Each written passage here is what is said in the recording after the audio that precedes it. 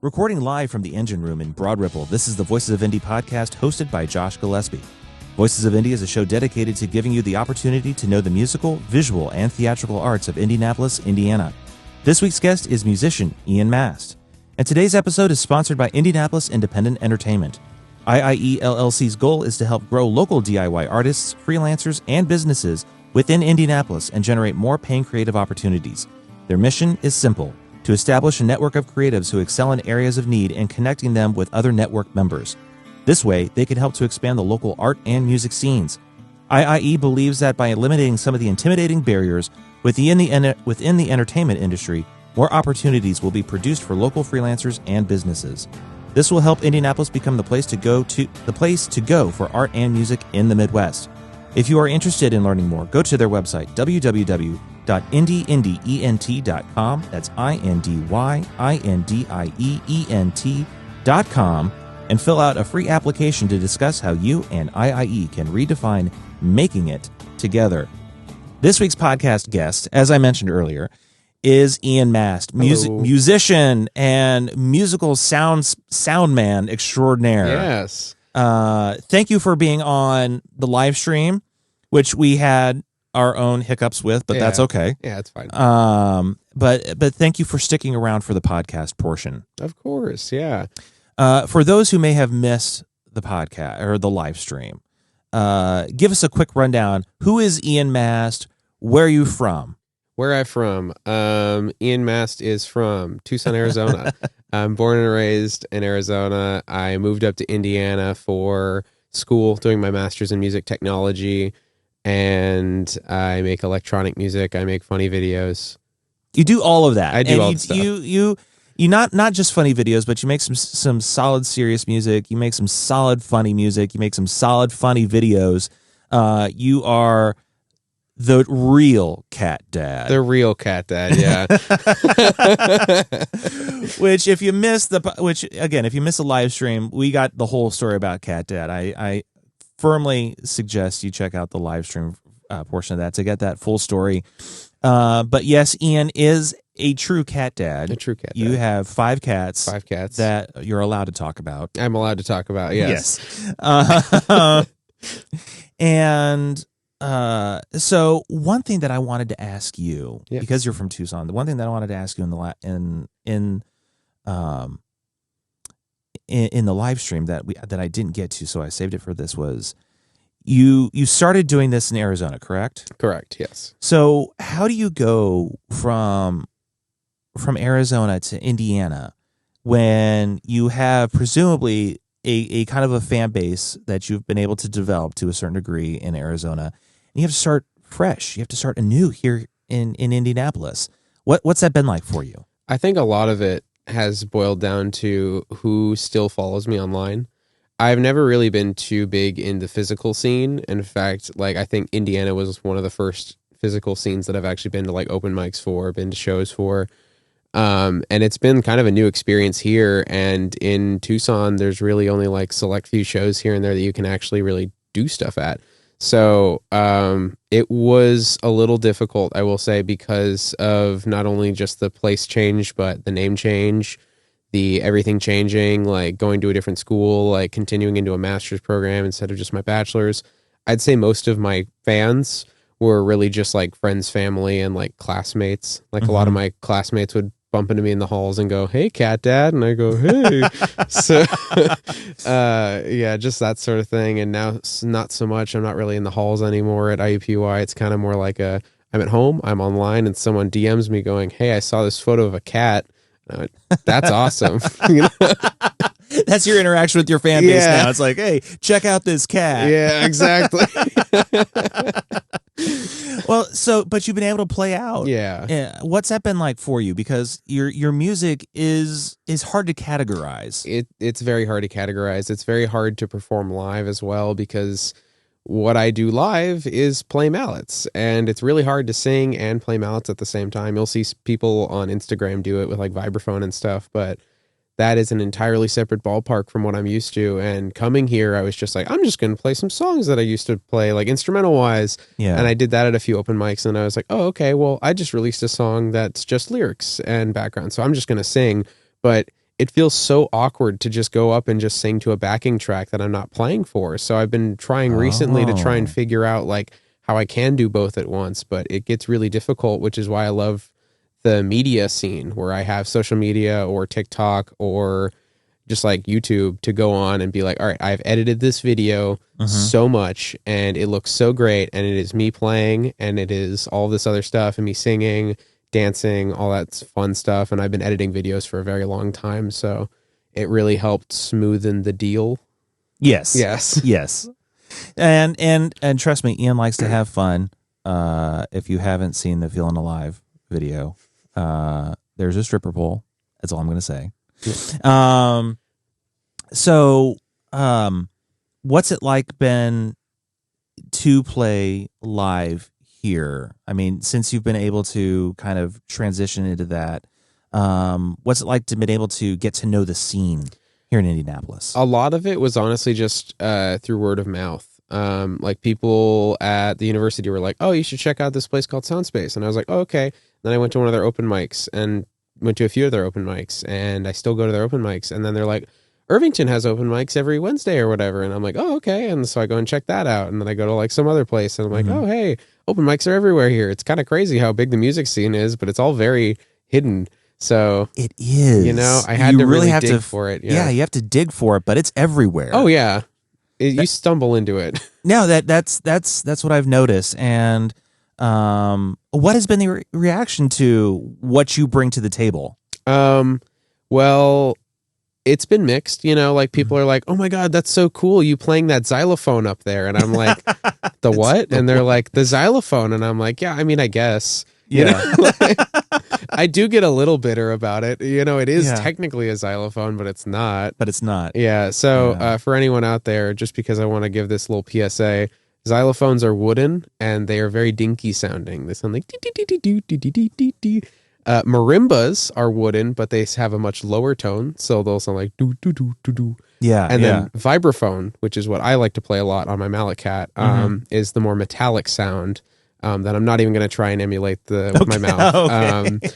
And if for anyone that really wants to learn a fun word, if you hear like a bell sound, like a high pitched bell sound, that's a glockenspiel. Yes. Yes. Yes. They all look somewhat similar. They're pretty much the same. I mean, like they're all based on a piano. Oh, interesting. Yeah. So it's all based, and piano is a percussion instrument too. Yes. If nobody's familiar, it's essentially just a hammer hitting a string, and then the string vibrates. But that's just what I'm doing, but without the extra steps. There you go. Yeah. There you go. Let's talk a little bit about that, the work that you've done socially. So what has it been like to kind of grow your fan base socially, like on the networks? Because, I mean, like you say, you got your fans sending you cats because you were the cat dad. You are the real cat dad. Yes. But yeah, you actually have a pretty healthy following going on Instagram. Like you kind of knock it out on Instagram. Yeah. I mean, Instagram loves me a lot more than TikTok does. I will say that. I will put like 7 hours into a video, edit the heck out of it, post it, and then TikTok will see like 5 views. Yeah. If that. And then Instagram's like, you just got 24,000 views on this one post where you took off your headphones. And I'm like, cool. I don't get it either. A lot of it, honestly, is just about like, I mean, I wish I could say consistency, but like it's supposed to be consistency. But I really am the kind of person that will disappear for like 2 months on Instagram, just posting stuff on my story. And then I'll come back like 2 weeks before release and be like, hey, I'm releasing something. And then like up until the release and then the week after that. And then I kind of just forget to post for a bit. Sure. But a lot of it really is just being real and like, I don't know, just posting memes on my page and like reposting everyone else's stuff, because as much as I want to repost my own things or push my own stuff out there, like other people are making music too. And I think it's really important to empower other people with what I have to say. And people like that. And so when they see that I'm trying to share their stuff, or I see someone's thing and I'm like, everyone go listen to this dude's music. You know, people want to send me cats. Yeah. I don't really understand that. Yeah, exactly. So, and you know, sometimes I'll even just get like random people on Instagram where they're like, yeah, I saw you had some cats. Here's my cat. And I go, okay. I like your cat. Does it just seem really strange to you that people sent you cats? I mean, for a bit, no. Now, yes, because I don't go by Cat Dad anymore, and I think it's just that I do have cats. But and your cats do make an appearance in a lot of your your things. So, I wouldn't say on purpose, but it is on purpose. I guess sometimes I'll just have one of them, and I'm like, well, I'm filming, and I need to finish this take. So there's a cat in my arms right now, and then there's once again the Conehead video. Yes. That Conehead video that's something. I love it. That is a hilarious song. Yeah. That and we talked about that earlier, is like you have this tremendous ability to do very funny stuff. And but you're able to kind of cross over into some of the serious stuff as well. What's that like for you as a musician? Does that pull you in certain different ways, or how does that work out for you? It always feels difficult to make something serious because I walk a thin line of cringe, and I feel like if you're too far into the cringe zone in either way, it's kind of like the middle of the road. Sure. You have to go past something to make it more serious, and you have to go past something to make it more funny. But if you either go too far or not far enough, then you enter the cringe zone where it is just like someone fake screaming into a microphone. Yeah. And I want it to be real, and I want it to be something that someone can listen to and go, yeah, I can relate to this, or this is really funny because someone I know has had this happen to them, regardless of if it's funny or if it's serious. Like, for instance, we talked about TV Love earlier. That's a serious song about losing a hobby and then growing to love it again as you get older, or rekindling that lost love. And then there's an older video. I guess I wouldn't say older video, but from like June, I had this "You Wouldn't Download a House" video. I thought that was hilarious. I loved that song. It's based on a meme that's literally just like, because originally there was a PSA from the mid 2000s, like early. I think that started in the late 90s. Late 90s, okay, yeah. Because I remember seeing it then. Yeah, it was like, you wouldn't download a car.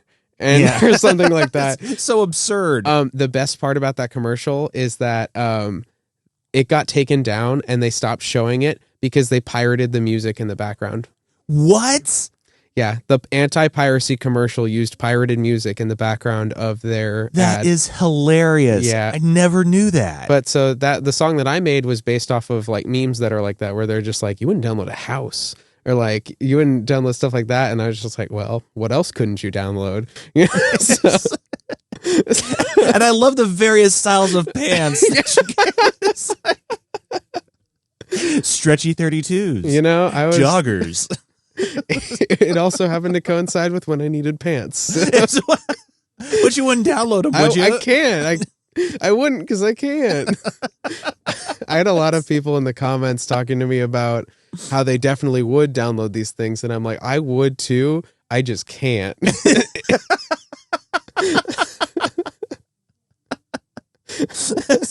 Oh man. Yeah, when I watched that, I just started laughing. I was like, this is brilliant. I love that takeoff of that ad. Yeah. And the subsequent memes. No, it was so much fun. But I think that's one thing that I really like about you, is that you have this honestly uncanny ability to kind of turn off and on the funny when you need to. Yeah. And we talked about some of your inspirations during the live stream. But where am I going with this?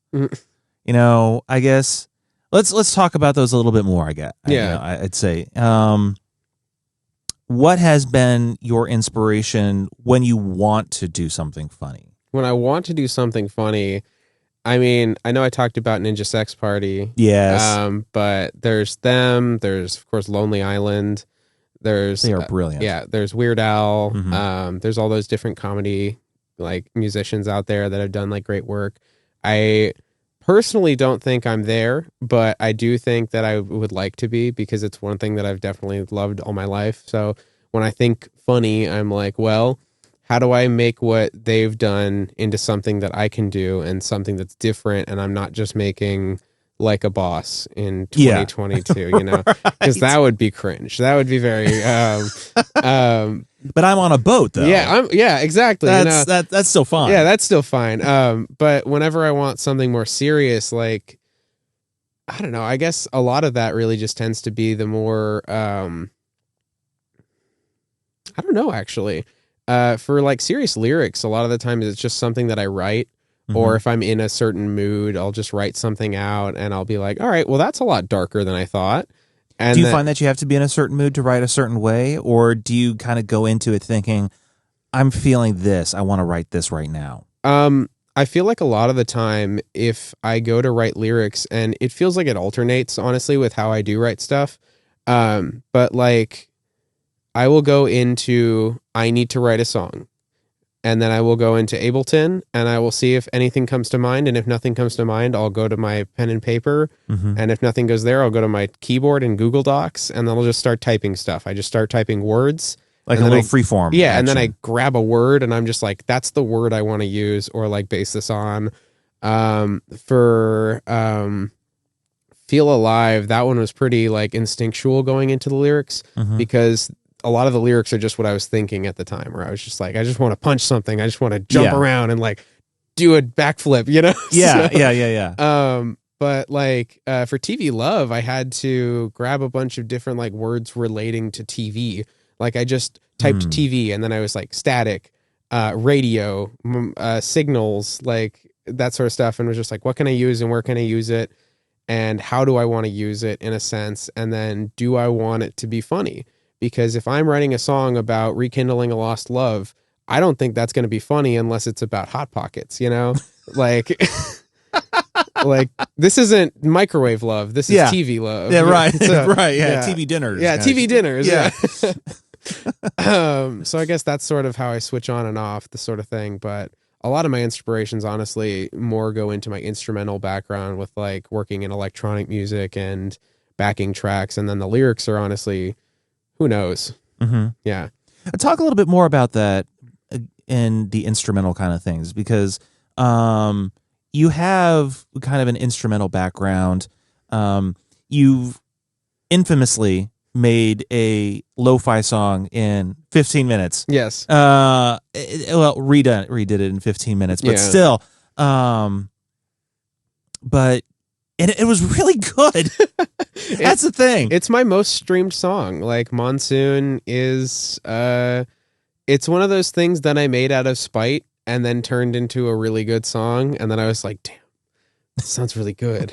But I don't want to make any more of it. So I don't know, instrumentals, I used to be in a Discord server throughout college or bachelor's college, but where every like week or month or so they would have this thing called a genre spin. Ooh. Where we would all spin a wheel and then we'd all get a random genre to make, and we would just kind of come together that next Friday and be like, all right, I made 80s synth pop and here's my song, and whether or not it achieved that or not, people will give you feedback and like, hey, you could do this next time, or hey, you could do this. So I was a part of a really nice community for a while, like talking about all that, and they're still out there doing stuff. I honestly wish I could remember the name of the server, because they still have a Discord server and a Reddit, but I think they're just like the Indie Musician Network online, and they're great. They're all really nice people, but that was how I got the chops, I guess, for just kind of doing stuff. And then with electronic stuff in Crosstalk, the group that I was in at the University of Arizona, we all wrote our own music. So we didn't have like anyone that was just like, hey, we have a book that's from 30 years ago where we just play music from this. I was like, I have 5 songs that I made this semester, and we're going to play 2 of them. And then the professor or whoever was in charge would be like, no, Ian, that's too many songs, or we're playing all your music, so we're just going to play one of your songs. And I go, okay, sure. So, oh, wow. That's pretty neat, though. Yeah, I'd have to notate it. I'd have to make parts for everything. I'd have to compose it with the group in mind. And honestly, after I graduated, it was really freeing, because I didn't have to compose for like 7 specific instruments. I could just go for as many or as little as I wanted to. But that was also really difficult sometimes, where I'd make something and be like, there's 3 parts. How do I give this 4 more parts, you know? Yeah, I get. that kind of makes my brain hurt right now trying to think. I mean, I can think of 3-part harmonies, but Yeah. I mean, 7-part in, creating 7 different parts. Yeah. That, wow. Yeah. What was the process of trying to come up with those different parts? A lot of it was usually just I make something and then I link them in my brain to who would play what. And if someone's not playing something, I make a part. So in the setup for Crosstalk, there are 4 drum cats. A drum cat is essentially just like a drum sampler, except they're old and from the 90s. So they're all MIDI programming. Okay. So you have to hardware program them yourself. You go in there with an edit pedal. You like go through every single note and program note by note. That sounds tedious. It's very tedious. I was very good at it. Like from day one, I got so into it that I became the fastest programmer in the group by like the second year. And it was... it's weirdly fun for me, but those are such old systems that like they don't come out with them anymore, and you have to go on eBay to find something. But you would sometimes end up with like 128 note segments that like, because someone came in with this really long 16th note passage with no repetitions, you'd be like, well, now I have to program every single note instead of I could program just these 16th notes right here and just like keep playing that.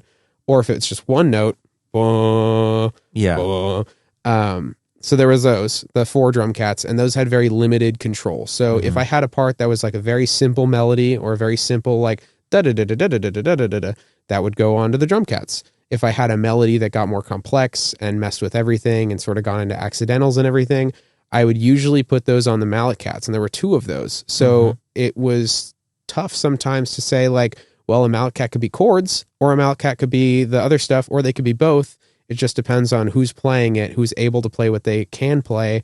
If I have this really complicated melody, is the person that's on it going to be able to play it? And then there was the trap cat. That is essentially just an electronic drum kit in like a trapezoid. Oh, okay. So you just look at it, you go beep, boop, boop, boop, and then it's all kind of programmed. That's a pretty simple, self-explanatory one. It's a drum kit. You put a drum kit on there, and then it goes. Yeah. But it was all live performances. There was rarely ever anything pre-recorded in the background. We would sometimes map out audio recordings onto the drum cats to be played. Sure. Or we had a module sometimes at the front that we trigger samples from, but it was a lot of that sort of thing. I forgot what we started the question with. It was just like, how did you write for different parts? Oh yeah, it was there were 7 parts. Oh, 7 parts. So what got you into the mallet cat specifically? Like what drew you to that instrument? Because you're the only one I know who plays that. Yeah. Well, so like I said, I was really good at programming the drum cats. It's so tedious. It's like really, it sounded like it. It's really nice to do in a group setting, but soloistically, it's like really difficult to play and not look like you're a loser. No offense. No offense to the people playing the drum cats. It's definitely something that goes with a drum kit. Like I know a lot of percussionists will have a drum cat in their setup for like orchestras. Interesting. I didn't know or that. like pit orchestra specifically. Yeah. Like I know the Hamilton percussionist uses a drum cat in his setup to trigger samples from Ableton Live. And he's got a drum set with him, but like he's not playing alone. He's playing with an ensemble and his drum set, you know? Yeah. It's an accompanying sort of piece. Whereas the mallet cat is very much something that can be an accompanying piece, or it can just be something on its own. It's like, I'd rather spend $3,000 on a piece of equipment that can be anything versus spending $3,000 on a really crappy vibraphone that I have to lug everywhere and it's like 2 tons. Yeah. You know, like I would hate moving that. It's really fun to own a vibraphone. I would love to have one, but it's not in the budget for me, and it's not the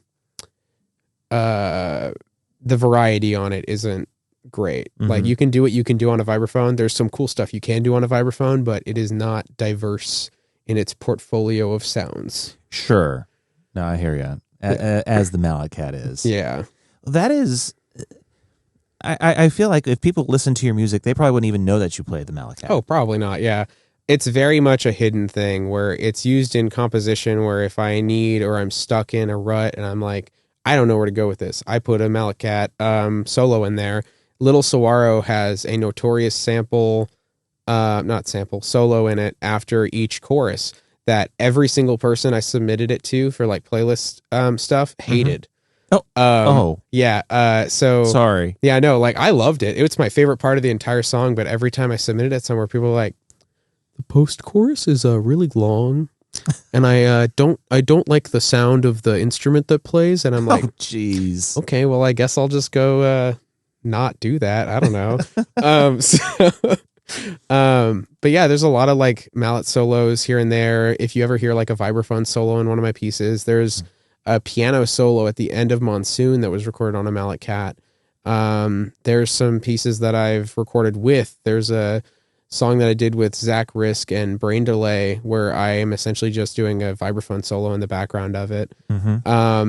And aside from that, like if there's ever chords, I'll usually do chords on mallets because I hate piano in that area, because like I don't have the brain of a pianist where I can't just like go and do chords. I have to have mallets in my hands, and then I can mess with stuff there, and then if I play it, I can mess with it in the DAW. Yeah. But it's because of the mentality that I have with how I like do music onto a page. Yeah.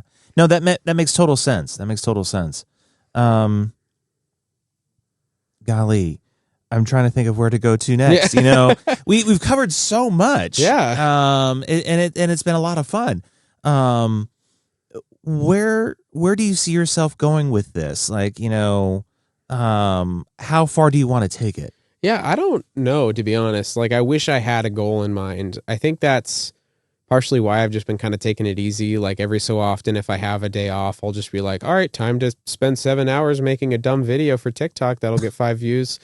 But at the same time, you know, Which will get 24,000. Exactly, right, on Instagram. I've been really investing a lot of time into my website and trying to get some more educational tools out there for music tech education. That's kind of what I'm finishing up my master's for, because I want to go into eventually either high school or collegiate music technology education, since it's a very it's a very minor piece of education right now, and music education already is kind of like in the dumpster in terms of budget.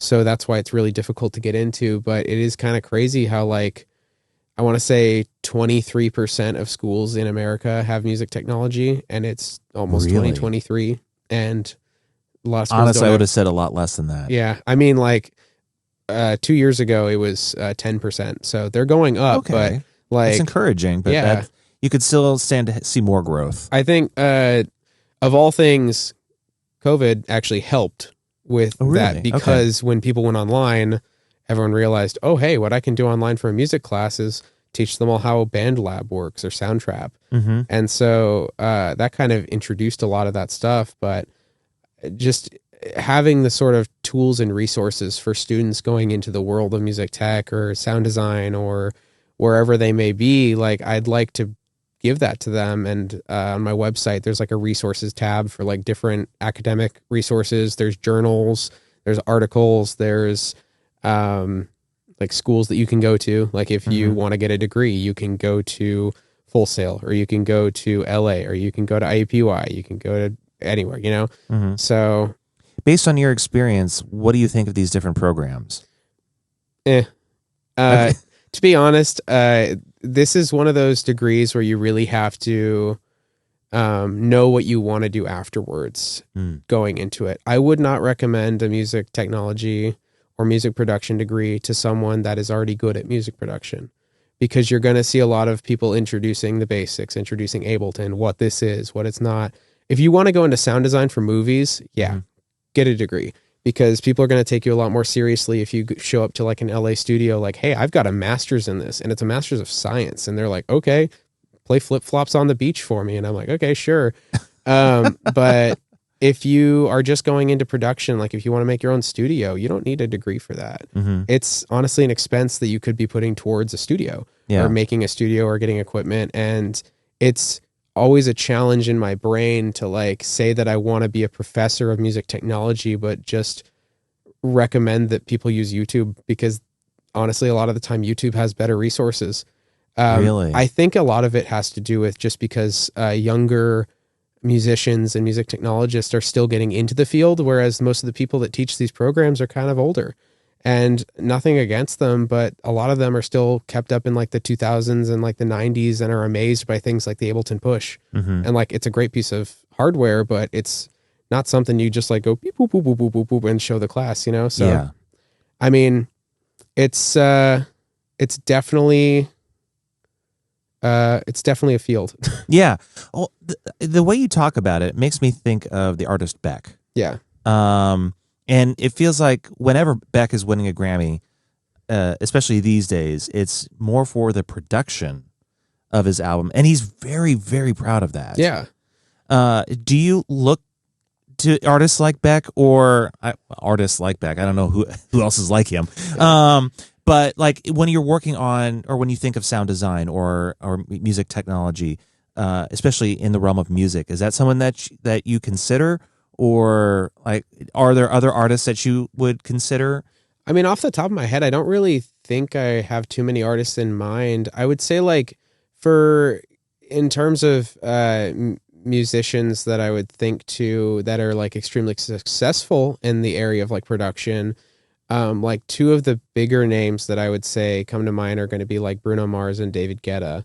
Weirdly enough, because Bruno Mars has worked on like K-pop music and David Guetta did like 90% of the pop songs that were in like the early 2010s. Really? Yeah, like a lot of, I think that entire Black Eyed Peas album that came out in like the 2010s was a David Guetta like production. Oh, really? Yeah, so okay. like I'm a Bee and all of that. I Yeah. mean, sorry if I'm wrong, but I'm pretty sure that David Guetta did a lot of the music for a lot of that and like worked with will.i.am. Mm-hmm.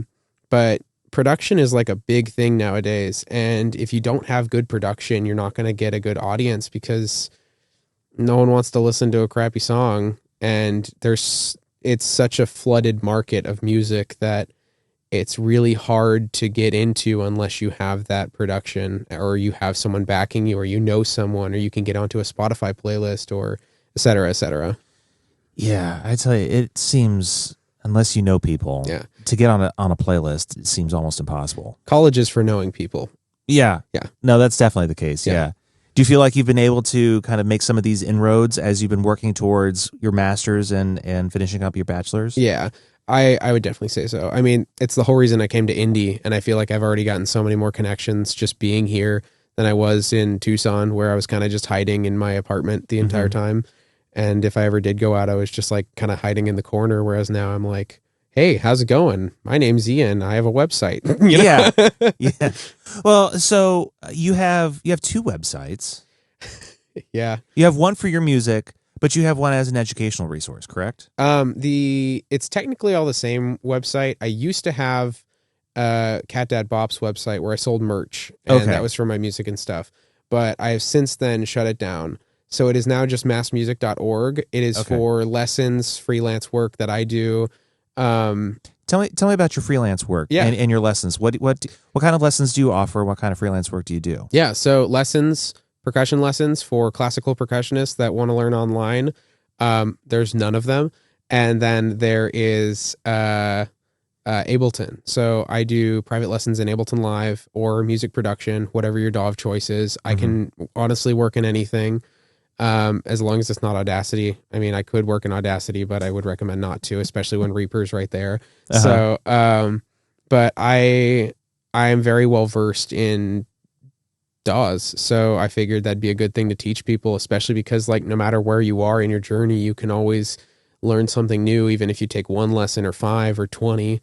If you're someone that's been doing this for 10 years, but have never touched Ableton, like I'm here to show you, hey, if you go into Ableton, you can do that in like 2 clicks, or you can like just record someone and then add it in later. Or if you use this plugin, or even if they don't want that sort of help with a DAW, like I'm there to help them as like not necessarily a manager per se, but like someone who has that sort of like recommendations and feedback. And I'd like to work with them along the way. So if they have a song that they're working on and I can go, yeah, this is too loud. This is too quiet. This needs to be brought up. This needs to be brought down.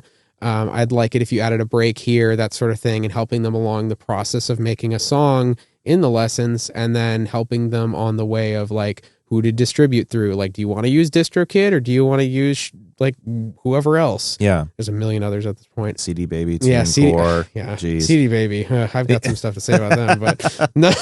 Honestly, everybody should have something to say about CD Baby. But Yeah. now I use DistroKid personally. I do too now. Mhm. I used to use CD Baby. Oh, really? Yeah. Oh, you had a bad experience? It's just too expensive. It really is. I don't know why they cost so much. Even when they have like deals where they're like, oh, it's only $20 to release a song. It's like, okay, yeah, $20 for the standard. And then you have to pay for the licensing, and then you have to pay for all this other stuff. And it's then like nickel and diming you left and right. And then your mom buys it, and you're like, cool, I made $5 back. You know?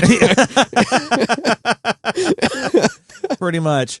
Although with DistroKid, I mean, I use them, and I'm thoroughly thrilled with DistroKid. But Yeah. I mean, I can look at it and be like, wow, all right, I've made $12 in 2 Oh, yeah, years. yeah. Yay! I think over the course of my entire career in music, I have made $15. Congratulations. Yes, which is pretty good. That is. Yeah, I'll No, take that it, is, you know. And I'd say I'm pretty proud of that. You know, some people are like, you know, I just hit my first $10, and I'm like, in how long? And they're like 5 months, and I'm like, high five, dude. That's awesome. Well, yeah. I mean, seriously, you're making $10 in 5 months. That's not bad. That's not bad. That's pretty good. Yeah, I've done the math on it, and I think you need like I want to say 1,000 streams is going to be about like $9, Wow. if that, maybe like $7. Because I believe the split for Spotify is 0.76 of a cent. It's ridiculous. Yeah, it's 0.67 cents per stream you get, and so it's not even, you don't even get a full cent. No. No. It's very depressing. Yeah. It's very depressing. Oh, well, we don't make music to make money, apparently. No, you don't. No. I No. mean, unless I'm going out there and for some reason Monsoon gets to 1 million streams, but we're not there yet. Not there yet, but I mean, you could. You hit the right the right lo-fi playlist. Oh yeah, My son loves lo-fi. He finds that perfect to study to. I had used Playlist Push on that song specifically because I Oh, was really? like, someone could get it out there. I mean, it was obviously a birthday present to myself because when I sent it out, or it was a Christmas gift to myself because when I sent it out, it was like $400. But yeah, Ooh. it's not worth it unless you're getting like 1 million streams. By the way, Yeah. no. So I just was kind of like, what's the hurt, you know? And I got on like a few playlists. One of them still plays me, you know. And Oh, nice. So it's nice, but it's definitely not worth it. No. No.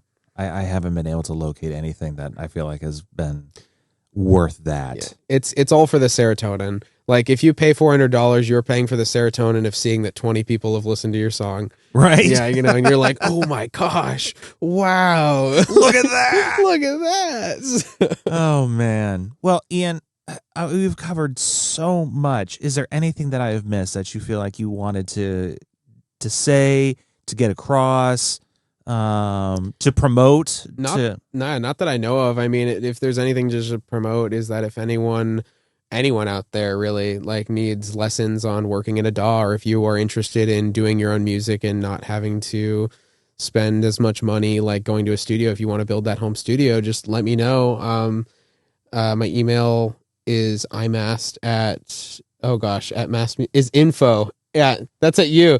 It's info@mastmusic.org, or you can just go on my website, mastmusic.org, and contact me through there. Okay. Like, I still recommend going to studios because they're always going to do it the best most of the time. Yes, especially the Engine Room, which this is, thank you for that transition. That is beautiful.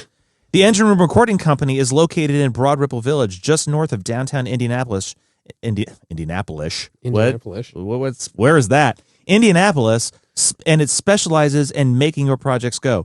Podcasters, bands, audio bookers, rappers, singers, songwriters, and everyone in between, the Engine Room Recording Company has the engineers, the equipment, and the environment to fuel your projects.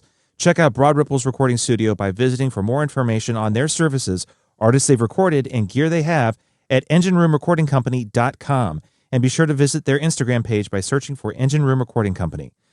Ian, thank you for being on the podcast. Thank you for being on the live stream. Thank you for giving me so much of your time. Thank you for having me. Yeah. I really do appreciate it. And be sure to check out Ian on Instagram, Ian Mast Music. He is knocking it out of the park there. Just don't check him out on TikTok. Yeah. You only get maybe 5 views. Yeah. Ian, thanks for being on the show. Thank you so much for having me. You're welcome. And this is Josh Gillespie. This has been Voices of Indie Podcast. We'll be back next time.